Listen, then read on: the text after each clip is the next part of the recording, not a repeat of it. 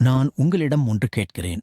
ஏன் சிலர் தினமும் அதிகாலை 5 மணிக்கு எழுந்து உடற்பயிற்சி செய்து தங்கள் இலக்குகளுக்காக உழைத்து சோர்வாக இருக்கும்போதும் யாரும் கவனிக்காத போதும் தொடர்ந்து முன்னேறுகிறார்கள்? ஆனால் மற்றவர்கள் உற்சாகமாக தொடங்கி ஒரு வாரம் மட்டும் ஊக்கத்துடன் இருந்துவிட்டு கடினமான சூழல் வந்தவுடன் ஏன் பாதியிலேயே விட்டுவிடுகிறார்கள்? ஏன் சிலர் எவ்வளவு காலமானாலும் செங்கலாக கட்டிக்கொண்டே இருக்கிறார்கள்? ஆனால் மற்றவர்கள் ஒவ்வொரு ஜனவரியிலும் அதே இலக்குகளை மீண்டும் தொடங்குகிறார்கள்.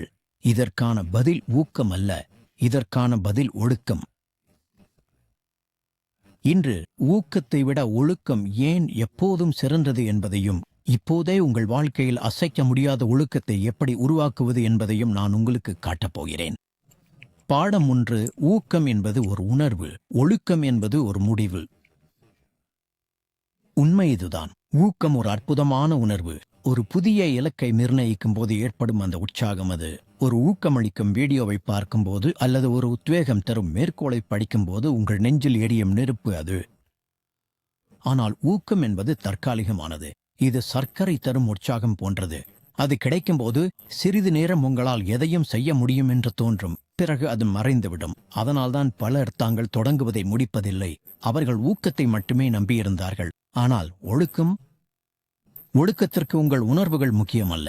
ஒழுக்கம் என்பது நீங்கள் தினமும் எடுக்கும் ஒரு முடிவு. உங்களுக்கு விருப்பம் இருந்தாலும் இல்லாவிட்டாலும்.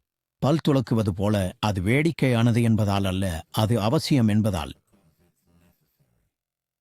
ஒழுக்கம் என்பது படுக்கையில் இருக்க விரும்பினாலும் உடற்பயிற்சி கூடத்திற்கு செல்வது. சோர்வாக இருந்தாலும் கவனச்சிதறல்களை தவிர்ப்பதுதான் ஒழுக்கம். ஊக்கம் எனக்கு விருப்பமா என்று கேட்கும். ஒழுக்கம் என் உணர்வு முக்கியமல்ல என்று சொல்லும். நான் அதை எப்படியும் செய்வேன். பாடம் 2. சரியான நேரத்தை பற்றிய மாயை. பெரும்பாலான மக்கள் விடும் பொறி இதுதான். அவர்கள் ஊக்கத்திற்காக காத்திருக்கிறார்கள், சரியான நேரத்திற்காக காத்திருக்கிறார்கள். அவர்கள் திங்கட்கிழமைக்காகவோ மாதத்தின் முதல் தேதிக்காகவோ அல்லது வருடத்தின் தொடக்கத்திற்காகவோ காத்திருக்கிறார்கள். ஆனால் சரியான நேரம் ஒருபோதும் வருவதில்லை. நீங்கள் உத்வேகம் கிடைக்கும்போது மட்டுமே செயல்பட்டால் காத்திருப்பதிலேயே பல ஆண்டுகளை வீணடிப்பீர்கள். ஒழுக்கம் காத்திருப்பதில்லை.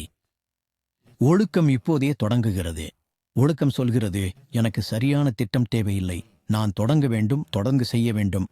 வரலாற்றில் ஒவ்வொரு பெரிய மாற்றமும் சரியான உந்துதலுடன் தொடங்கவில்லை.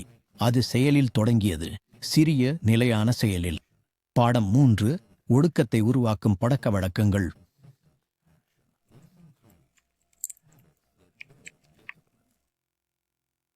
எனவே ஒழுக்கத்தை எப்படி வளர்ப்பது? ஒரே நாளில் அல்லது ஒரே தாவலில் அது வராது. அன்றாட தேர்வுகளில்தான் ஒழுக்கம் உருவாகிறது. உங்கள் மூளையை ஒழுக்கத்திற்கு மாற்றியமைக்கும் 4 பழக்கங்கள் இதோ. விட்டுக் கொடுக்க முடியாதவற்றை தீர்மானியுங்கள். கட்டாயம் செய்ய வேண்டிய 1 அல்லது 2 விஷயங்களை தேர்ந்தெடுங்கள். ஒருவேளை அது தினசரி உடற்பயிற்சியாகவோ, நாட்குறிப்பு எழுதுவதாகவோ அல்லது உங்கள் தொழிலுக்காக 1 மணி நேரம் உழைப்பதாகவோ இருக்கலாம். எக்காரணம் கொண்டும் தவிர்க்க முடியாதவை என்றால் என்ன நடந்தாலும் அதை செய்து முடிக்க வேண்டும். கடினமான ஒன்றை வேண்டுமென்றே செய்யுங்கள். ஒவ்வொரு நாளும் உங்களை நீங்களே சவால் செய்யுங்கள். குளிர்ந்த நீரில் குளிப்பது, மழையில் ஓடுவது அல்லது நீங்கள் தவிர்த்து வந்த வேலையை முடிப்பது என எதுவாகவும் இருக்கலாம். கடினமான விஷயங்கள் மன உறுதியை வளர்க்கும். மன உறுதியை நம்பாதீர்கள், முறைகளை உருவாக்குங்கள். உணர்வுகளை நம்பாதீர்கள், கட்டமைப்பை நம்புங்கள். தூங்குவதற்கு முன்பே உங்கள் உடைகளை எடுத்து வையுங்கள். உணவுகளை முன்கூட்டியே திட்டமிடுங்கள். கவனச்சிதறல்களை தவிர்த்து விடுங்கள். ஒழுக்கம் தயாரிப்பில்தான் வளர்கிறது. தினமும் தவறாமல் செயல்படுங்கள். சிறியதாக இருந்தாலும் அழகற்றதாக இருந்தாலும் தொடர்ந்து செயல்படுங்கள். தீவிரத்தை விட தொடர்ச்சியே முக்கியமானது. தினமும் 5 புஷ் அப்கள் செய்வது ஒரு வாரத்தில் விட்டுவிடும் தீவிரமான உடற்பயிற்சியை விட சிறந்தது. இந்த பழக்கங்களை நீங்கள் கடைபிடிக்கும் ஒவ்வொரு முறையும் உங்கள் ஒழுக்கத்தை பலப்படுத்துகிறீர்கள். எந்த ஒரு தசையையும் போல இதையும் எவ்வளவு பயன்படுத்துகிறீர்களோ அவ்வளவு வலிமையாகும். பாடம் 4. இடைவிடாத ஒழுக்கத்தின் கதை. உங்களுக்கு தெரிந்த ஒருவரை பற்றி சொல்கிறேன். கோபி பிரையன்ட். கோபி திறமையானவர் மட்டுமல்ல, ஆயிரக்கணக்கான வீரர்கள் திறமையானவர்கள். அவரை ஒரு ஜாம்பவானாக மாற்றியது அவரது ஒழுக்கம்தான். அதிகாலை 4 மணி நேர பயிற்சிக்கு அவர் புகழ்பெற்றவர்.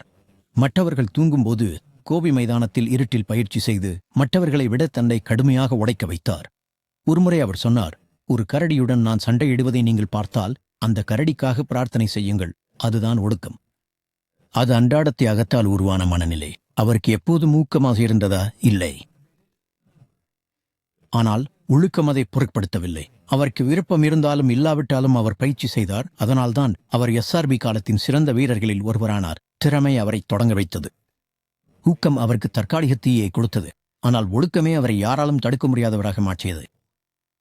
5வது பாடம். ஒழுக்கம் சுதந்திரத்தை உருவாக்குகிறது. ஒழுக்கம் என்பது சிறை என்று மக்கள் நினைக்கிறார்கள். அது மகிழ்ச்சியோ சுதந்திரமோ இல்லாதது என்று அவர்கள் கருதுகிறார்கள். ஆனால் உண்மை அதற்கு நேர்மாறானது. ஒழுக்கமே சுதந்திரம். ஒழுக்கமான எழுத்தாளருக்கு புத்தகங்களை வெளியிடும் சுதந்திரம் உண்டு. ஒழுக்கமான விளையாட்டு வீரருக்கு விளையாட்டில் ஆதிக்கம் செலுத்தும் சுதந்திரம் உண்டு. ஒழுக்கமான தொழில் முனைவோருக்கு செல்வத்தையும் நேரத்தையும் உருவாக்கும் சுதந்திரம் உண்டு.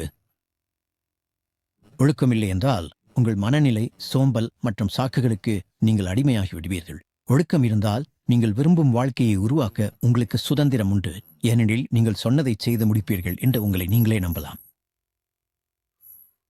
எனவே இதோ கேள்வி.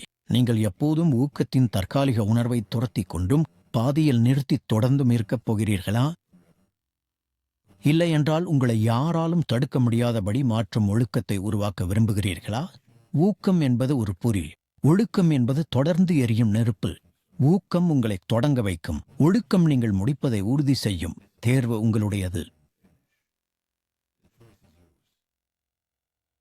சிறியதாக தொடங்குங்கள். இன்றே தொடங்குங்கள். கடினமான ஒரு விஷயத்தை செய்யுங்கள். உந்துதல் குறையும் போது நிறுத்தாதீர்கள். அங்கிருந்துதான் ஒழுக்கம் தொடங்குகிறது. அங்கிருந்துதான் உண்மையான மாற்றம் தொடங்குகிறது. இந்த செய்தி உங்களுக்கு பயனுள்ளதாக இருந்தால் இதை கேட்க வேண்டிய ஒருவருடன் பகிர்ந்து கொள்ளுங்கள்.